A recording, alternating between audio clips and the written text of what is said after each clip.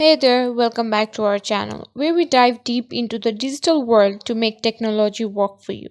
If you've ever found yourself struggling with applications appearing in a language you're not comfortable with, you're not alone. Today, I'm going to show you how to change the default app language on Windows 10. So let's get started.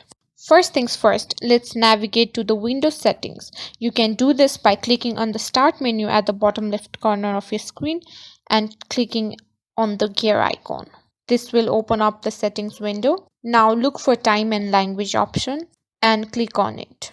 In the time and language window, click on the language tab on the left side. Then tap on add a language. Here you'll see a list of languages you can add.